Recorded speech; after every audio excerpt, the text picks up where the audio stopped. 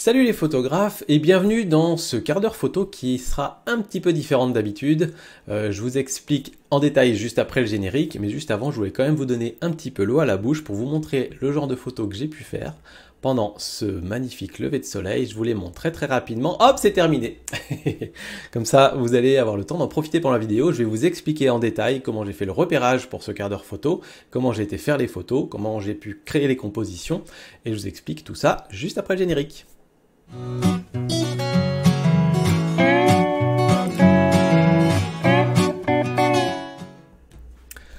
Alors, bienvenue dans ce nouveau quart d'heure photo. Je vous explique tout de suite pourquoi c'est un petit peu différent des quarts d'heure photo habituels. Alors, c'est différent des quarts d'heure photo habituels, tout simplement parce que je n'ai pas filmé de vidéo pendant ce quart d'heure photo, pendant que j'y étais, pendant cette sortie photo.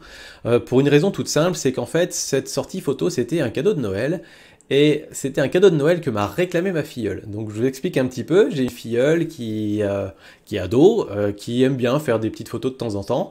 Elle aimerait en faire plus. Et donc à Noël, elle m'a dit, moi le cadeau que je te fais parrain, c'est que j'aimerais que tu m'emmènes faire une sortie photo quand on sera à la montagne pendant les vacances de février.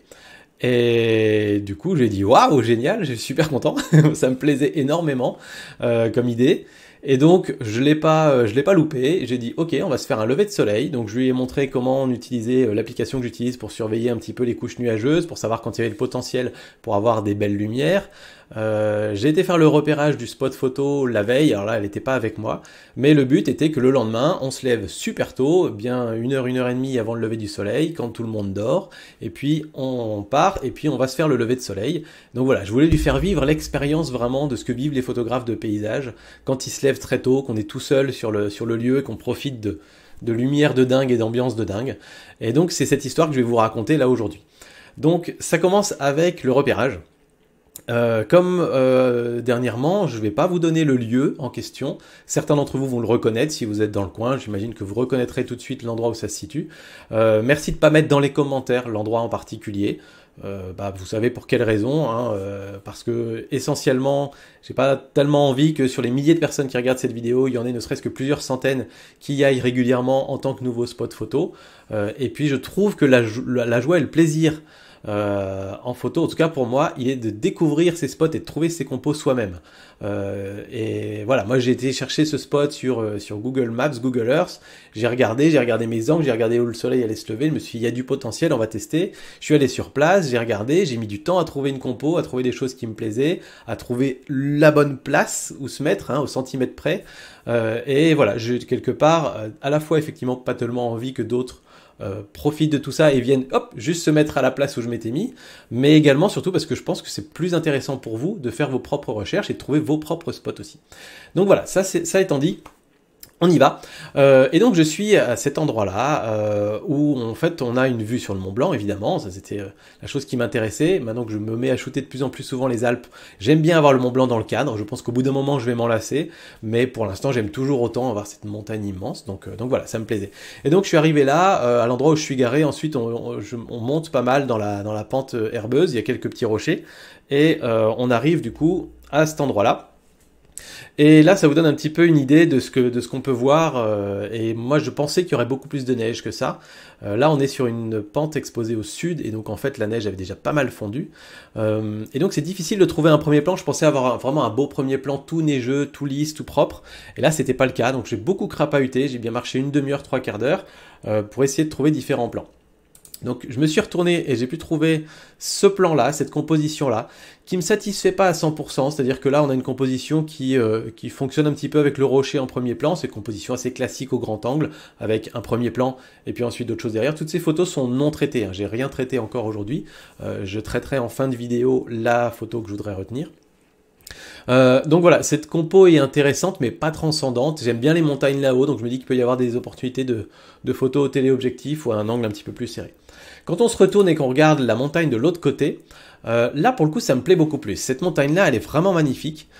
Si on regarde dans les détails là-bas, sur la partie gauche, on a vraiment des strates, des couches qui sont vraiment quasiment à la verticale. J'aime beaucoup cette dynamique que ça peut donner. Alors là, je me suis amusé à prendre des photos avec le soleil qui se couche. Mais voilà, faut bien garder en tête que je suis là pour regarder la compo, le lieu, les lignes, les éléments. Mais je dois imaginer dans ma tête comment ce sera le lendemain matin avec le soleil de l'autre côté et un beau ciel. Donc c'est un exercice qu'on prend l'habitude de faire. Mais là, pour moi, le but n'est pas de se dire « Ah, à cet endroit-là, il y a le soleil qui se couche, c'est intéressant. » Parce que si la scène est intéressante que parce que le soleil se couche là-dessus, ça ne marchera pas pour le lendemain matin, évidemment.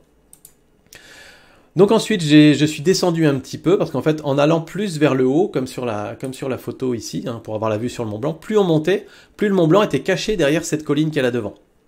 Donc c'était pas intéressant, donc je suis redescendu un petit peu. Et là, on commence à avoir une vue relativement dégagée, donc on imagine avec un grand ciel tout éclairé de nuages, ça peut être vraiment pas mal. Je me suis retourné, j'ai fait quelques photos au téléobjectif de ces grandes parois pour voir qu'il y avait effectivement beaucoup de potentiel.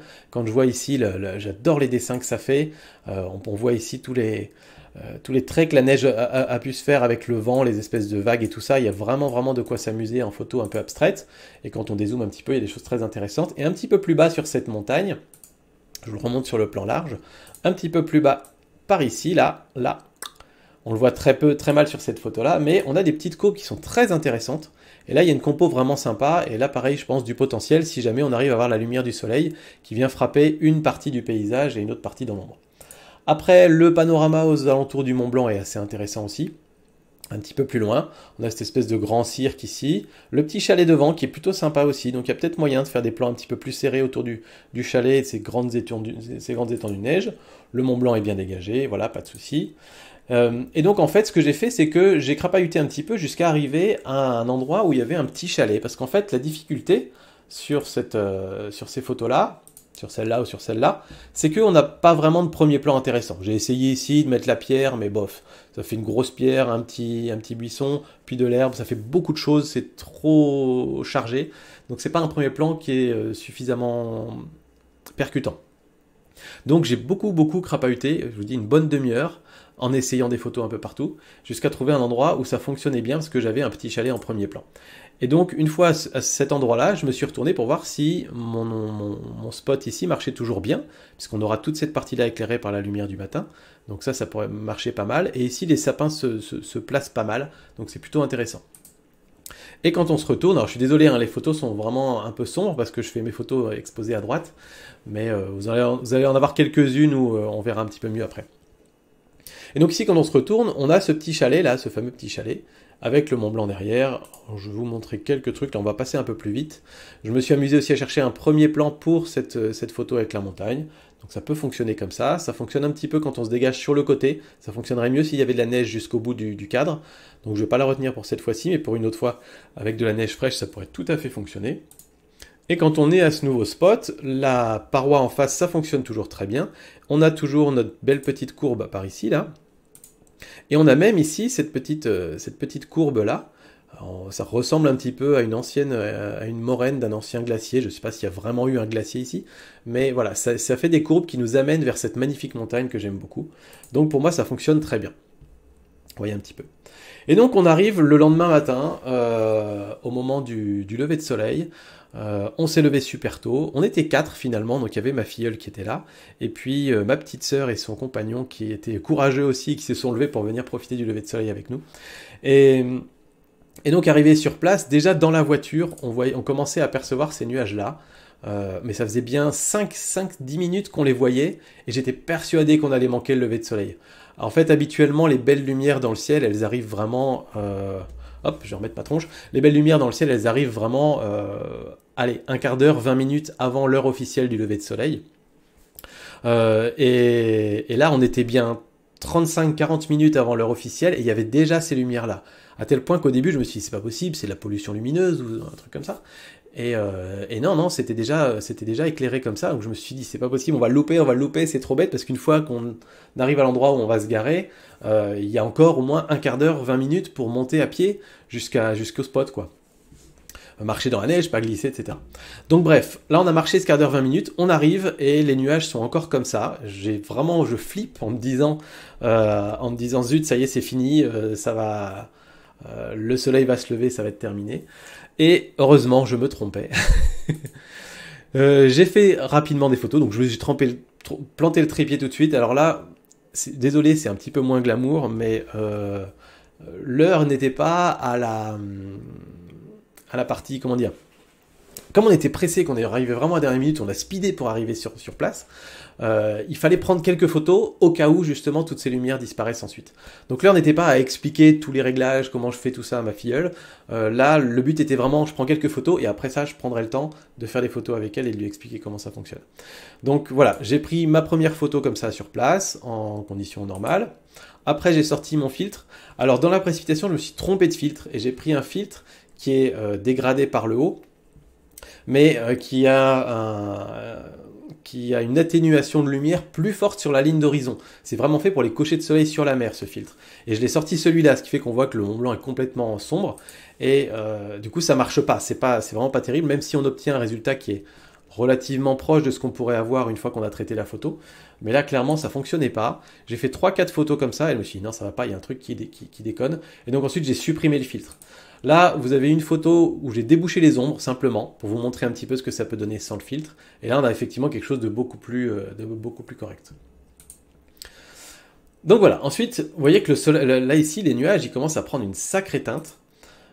Et donc j'ai fait une série de photos comme ça, où là les nuages commencent à être magnifiques, bien pour mon cadrage serré, c'est-à-dire que là on n'est pas du tout au grand angle, mais en même temps, les beaux nuages sont uniquement autour du Mont Blanc, donc c'est parfait.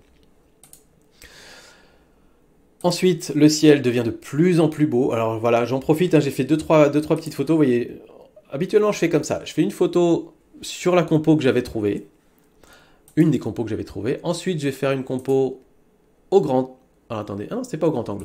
Je fais une photo au téléobjectif, parce que là, les nuages sont vraiment tellement beaux autour de la chaîne du Mont Blanc que je voulais la prendre. Téléobjectif. Et puis ensuite, je fais une photo au grand angle avec les compositions que j'avais vues au grand angle. Ici, je me dis que ça fonctionne pas très bien au grand angle. J'essaye quand même différents réglages, je me fais mes petits HDR au cas où j'en aurais besoin. Mais très franchement, je trouve que la compo fonctionne pas très bien. Certes, on voit que ces nuages-là sont illuminés. À la limite, peut-être une pause longue aurait pu donner quelque chose, qu'on aurait eu vraiment un ciel beaucoup plus intéressant sur tout le ciel. Mais le décor en lui-même, le paysage devant, n'est pas intéressant en fait à ce niveau-là. Les belles lumières comme ça, bien dorées, ont éclairé la montagne en face. Du coup, ça a fait ces lumières, mais juste splendides sur la neige en face, avec un contraste avec le bleu, ici, bleu bien pétant du ciel derrière. Cette photo est raw, j'ai rien fait, j'ai rien traité dessus. Hein. Et c'était juste splendide, donc du coup, j'ai commencé à shooter aussi un petit peu cette montagne-là. Après, voilà, je vais vous passer rapidement, parce que j'en ai fait évidemment beaucoup des photos, mais c'est pour vous donner un petit peu une idée aussi du nombre de photos qu'on fait sur place, tellement l'excitation est présente et tellement on n'a pas envie de rater une compo, une lumière, un instant, enfin voilà, on se dit on choisira plus tard. Donc j'ai refait quelques grands angles avec un premier plan avec ces cailloux, mais pareil, j'aime moins que mon plan un petit peu plus serré, mais là c'était vraiment l'idée d'avoir plus de ciel, parce que le ciel était vraiment totalement embrasé, donc je voulais en avoir plus. Après je me suis retourné à nouveau vers cette montagne, parce que la lumière changeait à toute vitesse. J'ai fait aussi différentes prises de vue pour avoir voilà, différentes cadrage et aussi différentes expositions. Donc j'en ai beaucoup qui c'est un petit peu sous-exposé parce que j'avais vraiment peur de cramer quoi que ce soit en fait dans ce ciel parce que tout est vraiment si délicat qu'il y aura probablement pas de point blanc sur ma photo. Donc du coup je voulais vraiment éviter de cramer. Après avec la dynamique qu'on peut avoir sur les capteurs aujourd'hui, c'est vraiment pas gênant. Et puis ensuite, une fois que le ciel de feu s'est un peu calmé, j'ai sorti le téléobjectif et j'ai commencé à m'amuser un petit peu à faire des gros plans, des gros zooms sur l'aiguille du Midi. Et quand j'étais sur l'aiguille du Midi, il y a ma filleule qui dit « Wow, regardez là-bas, sur le Mont Blanc, il se passe quelque chose. » Et je passe le téléobjectif dessus et on commence à voir justement, il devait y avoir un vent de dingue là-haut. Donc ces dégagements de neige qui sont poussés par les vents et c'était vraiment splendide. Donc du coup je me suis focalisé là-dessus, d'où l'avantage d'avoir un gros téléobjectif. Là je suis quasiment à 400 mm. Là je suis à 400 mm. Voilà. Sur les autres je devais être à 350 ou 300. Et il a commencé à y avoir aussi des dégagements de neige sur les petites montagnes à côté. Tout ça éclairé par le soleil derrière. C'est-à-dire que le soleil était levé derrière et donc il l'éclaire à contre-jour. C'est vraiment juste splendide quoi.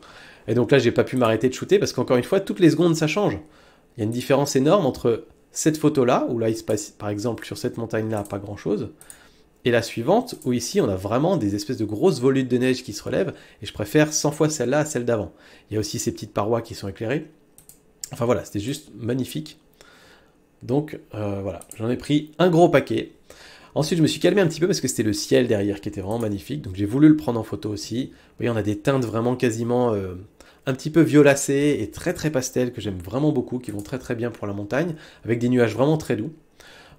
Et puis ensuite j'ai aperçu au loin un tout petit triangle, donc j'ai voulu zoomer un peu pour voir ce que ça donnait. C'est pas extraordinaire, mais j'aimais beaucoup le ciel, encore une fois tout en drapé qui était là par-dessus. Donc ça m'a permis de le prendre en photo. Et puis ensuite, pour terminer, quelques photos une fois que l'excitation se termine, qu'on a passé un petit peu du temps à parler un peu réglage, à parler un petit peu de comment ça se passe de faire de ce genre de prise de vue. Quand le ciel a commencé à devenir un petit peu plus menaçant, parce qu'il prévoyait de la neige dans l'après-midi, et en fait, les nuages sont arrivés très très tôt, donc on a vraiment eu beaucoup de chance, parce que on a eu le ciel parfait pour le lever de soleil, et 20 minutes, une demi-heure après, c'était terminé, tous les gros nuages étaient là, et c'était fini. Donc voilà, on a ici quelques belles images, du gros temps. Je reprends aussi mes différents cadrages, avec des petites prises de vue HDR, pour profiter un petit peu de ces gros nuages, qui eux donneront peut-être des belles photos en noir et blanc, pour vraiment bien compléter ce beau lever de soleil. Donc voilà un petit peu pour la partie prise de vue, c'était vraiment super excitant et ça vous donne un petit peu un retour sur ma façon de procéder et comment je shoot aussi, parce que vous voyez pas toujours tout dans les vidéos. Et donc là, le but était vraiment de vous montrer toute la séquence. Et on va maintenant retoucher la photo que je préfère dans tout ça. On se retrouve maintenant dans Lightroom où on va éditer probablement ma photo préférée de cette sortie photo. Je suis tombé en amour devant cette montagne, je sais pas pourquoi, j'aime énormément la texture, le détail qu'il y a dedans, les formes, enfin voilà, je la trouve magnifique. Et comme en plus elle a pris à cette heure-là les magnifiques couleurs rosées du ciel et du lever de soleil, voilà, j'étais comme un dingue, et donc on va retoucher cette photo ensemble. Alors, on va attaquer avec la température de couleur, ou plutôt l'expo, parce qu'elle est plutôt sombre quand même. Donc on va augmenter un petit peu l'exposition, probablement quasiment un stop. Voilà, là j'ai quelque chose d'un petit peu plus cohérent, on va dire. La température, elle me paraît très bleue sur l'ensemble de la photo, donc on va la réchauffer un peu, même plutôt un bon coup. Ma référence, c'est que ici, ça captait vraiment bien des couleurs bien rosées. Par contre, l'ombre ici, il faut qu'elle reste bleue. Donc si je monte trop fort ici, vous voyez qu'ici, on est plutôt dans du gris, donc c'est trop fort. Donc il faut vraiment essayer de bien doser par rapport à tout ça. Je pense que là, on n'est pas trop mal. Ensuite, on va recadrer un tout petit peu la photo. J'ai passé énormément de temps à cadrer ma photo sur place, donc il n'y a pas tellement de soucis. Le seul truc que je vois là maintenant, c'est ce nuage là qui part un petit peu en diagonale. J'aimerais que ça arrive vraiment dans le coin de la diagonale. Donc on va recadrer un petit peu par la gauche, sachant qu'ici les arbres sont pas indispensables. Donc on va supprimer un petit peu en bas, et puis cette bande en bas me dérange un peu, donc on va en supprimer un bout. Et là, comme ça, on arrive vraiment à peu près dans le coin. On voit ici avec la miniature, ça fait vraiment cette belle diagonale. Ici, on a juste coupé un arbre, l'autre reste entier, donc ça me va bien. Donc voilà le recadrage qu'on va faire. Ensuite, ça manque un petit peu de peps, et notamment on a de la neige, et j'aime bien avoir un peu de peps, donc on va souvent booster les blancs sur ce genre de photo. Et dans ces eaux-là, à mon avis. Après, en termes de couleur, j'ai toujours pas encore retrouvé la couleur bien rose que j'avais. Donc on va mettre un petit peu de saturation pour voir ce que ça fait. Alors par contre, la saturation, ça prend vite dans les nuages là-haut. Je sais pas si vous voyez, si je booste trop, là c'est beaucoup trop fort. Donc il faut vraiment y aller doucement. On va faire quelque chose comme ça à peu près. Là je suis à peu près au max de ce qu'on peut avoir en termes de saturation des nuages, je pense. On est bien. Le ciel, pour le coup, est un petit peu trop bleu. Du coup, on va baisser un petit peu la saturation des bleus, histoire de retrouver un ciel un petit peu plus normal. Voilà.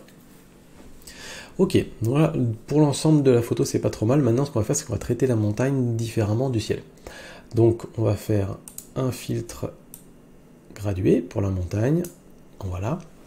Et ce qu'on va faire, c'est qu'on va rebooster encore les blancs. On a vu que booster les blancs, ça faisait vite cramer quasiment des blancs dans les nuages. Donc là, on va les booster encore un petit coup pour enlever ça. Pour la neige, voilà, là, ça fait pas mal ressortir, c'est vraiment sympa. Et comme c'est de la neige, on peut y aller sur les blancs, c'est pas choquant. Quelque chose comme ça rend bien.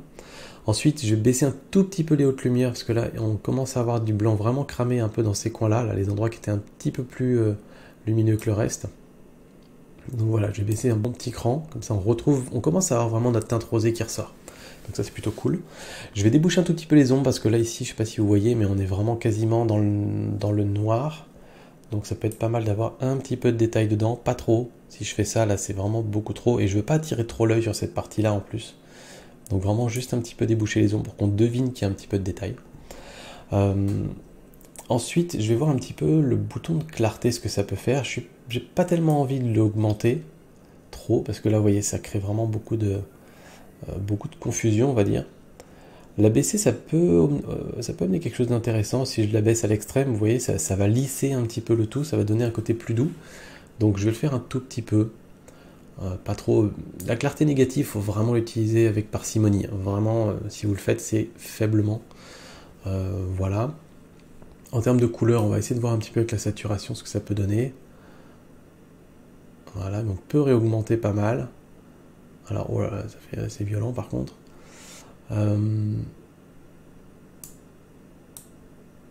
Voilà, je vais augmenter un petit peu, histoire d'avoir vraiment notre rose qui ressort ici. Donc ça me plaît plutôt bien. En termes d'expo, maintenant que j'ai baissé un peu les hautes lumières, ça me reparaît un petit peu sombre. Je vais peut-être réexposer un petit peu. Voilà. Ouais, c'est pas mal comme ça. Et puis je vais finir avec de la netteté, parce qu'en fait je vais pas rajouter de netteté dans les nuages, donc autant la mettre directement ici. Voilà, en général je pars sur du 50-60 pour la netteté de mes photos. Donc voilà à peu près ce qu'on a sur la montagne, et puis on va faire maintenant la retouche du ciel. Hop. Et si vous vous demandez pourquoi je fais ma retouche très rapidement, c'est tout simplement que je l'ai déjà faite, j'ai pris mes notes sur le côté, ça me permet d'aller plus directement l'essentiel et de pas vous faire une retouche d'un quart d'heure dans lesquelles vous avez tous mes allers-retours, etc. Évidemment, quand je retouche ma photo, ça prend plus de temps que ça. Mais là, je veux juste vous montrer un petit peu quels sont les éléments qui ont dirigé ma retouche et pas vous faire subir, on va dire, tous les questionnements qui vont derrière. En tout cas, c'est pas pour ce but de vidéo-là, pour ce genre de vidéo-là. Donc dans le ciel, qu'est-ce qu'on va essayer de faire ? Je pense qu'on peut peut-être réchauffer un petit peu la température. Hop, on va enlever déjà la texture là. On peut réchauffer encore un petit peu, d'autant plus que comme on a pas mal réchauffé le décor, on a des tons qui commencent à être un petit peu plus, on a du bleu, on a du violet, on a du rose, donc c'est pas choquant de réchauffer un petit peu en haut aussi. La texture, souvent c'est intéressant sur le ciel, alors vous en rajoutez si vous voulez donner un côté plus dramatique, et vous pouvez en enlever si vous voulez donner un côté plus doux. Typiquement c'est ce que va faire un effet Horton si vous voulez. Donc pareil, effet Horton, faut y aller doucement, faut pas que ça se voit. Ça peut être utilisé avec parcimonie. On peut aussi jouer un petit peu sur la clarté, très légèrement. Donc voilà, juste pour vous montrer un petit peu ces 2-3 éléments-là, quand je les enlève, quand je les remets, il faut regarder que le ciel à ce moment-là. Mais voilà, c'est très léger, mais ça permet d'adoucir un petit peu le ciel. Et la saturation, on a vu tout à l'heure qu'on avait pas mal boosté, donc elle est un peu forte. Je vais la rebaisser un petit peu. Notamment là ici, on avait du jaune qui était très très violent quand même. Donc voilà un petit peu pour le ciel, vous voyez, pas grand chose à faire. Et puis on va finir avec du vignetage. Clairement, on peut mettre un bon petit paquet de vignetage sur cette photo-là. Alors, quand je dis un bon petit paquet, pour moi, c'est pas moins 40. Hein. Là, clairement, on est un petit peu trop violent. Oups. Pour moi, du vignetage... il est où mon vignetage ? Il est là. Pour moi, du vignetage fort, c'est moins 15, moins 20, quelque chose comme ça. Donc peut-être moins 15. Là, l'avantage, c'est que moi, ce que je vais mettre en avant, c'est surtout le centre de l'image. Donc on peut ramener le milieu un peu plus proche du centre. Quelque chose comme ça, par exemple. Et là, je pense qu'on a une photo qui est plutôt sympa. La dernière chose qui me reste à faire, c'est d'aller dans Photoshop et d'aller enlever tout ce qu'il y a en bas. Alors peut-être pas peut-être pas cette petite partie-là, mais d'enlever au minimum ici la petite terre et surtout toute cette bande-là. Qui moi me gêne. J'ai essayé par tous les moyens de l'enlever à la prise de vue, j'ai pas réussi, et clairement je pense que la photo gagnerait à être un petit peu plus pure, on va dire, dans cette partie basse. Donc je l'enlève dans Photoshop, je vous montre pas comment on fait ça, c'est assez simple, et je vous montre le résultat final.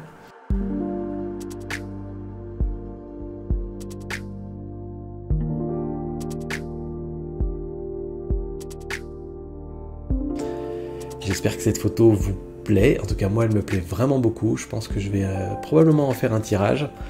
Et bah écoutez, je suis très content que vous ayez suivi ce quart d'heure photo, j'espère que vous êtes content d'en avoir beaucoup cette année, vous allez en avoir encore beaucoup d'autres, j'en ai déjà tourné un autre qui sortira en 2 épisodes, tellement il s'est passé de choses pendant cette journée-là.